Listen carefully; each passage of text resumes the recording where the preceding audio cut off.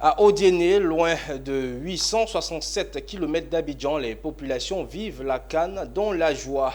Plusieurs activités sont organisées, notamment des marches en hauteur, des matchs de Maracana et des espaces gastronomiques dans le village CAN.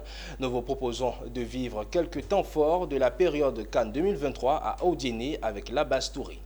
C'est l'esplanade de l'hôtel des Frontières, ex-complexe hôtelier de la Cieto, du nom de la défunte Société ivoirienne de l'hôtellerie, qui a été choisi par le ministre-gouverneur Gaussou Touré pour servir des villages CAN, la Coupe d'Afrique des Nations.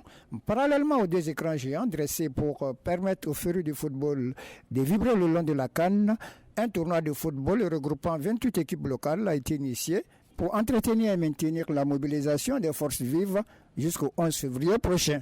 En croyant le PCO, le président du comité d'organisation du village CAN, ce n'est pas tout.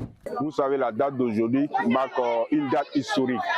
Parce que 40 ans après, la Côte d'Ivoire organise de nouveau la Coupe d'Afrique.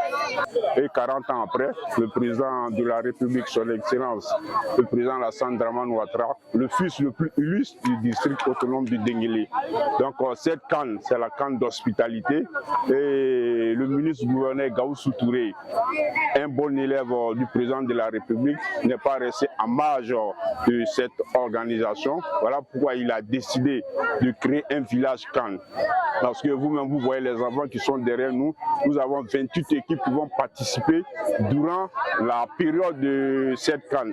Point focal de la mobilisation au sein du dit village, le président régional de la Commission nationale des jeunes de Côte d'Ivoire a invité les jeunes à faire exprimer leur fibre patriotique en faisant au quotidien le plein de l'espace de l'hôtel des Frontières. Vous avez ouvert le bal de la marche sportive et aujourd'hui, c'est aujourd'hui. Il faut qu'on vienne faire la fête ensemble, il faut qu'on puisse communier le sport, le développement, l'harmonie et la cohésion sociale.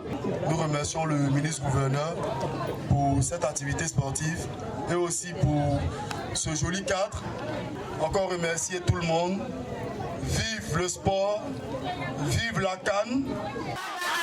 De l'hospitalité en Côte d'Ivoire, la victoire des éléphants, la CAN, c'est nous. Il a noté que l'ouverture de ce village CAN a été précédée par la marche de soutien des fonctionnaires de Diéné aux éléphants de Côte d'Ivoire.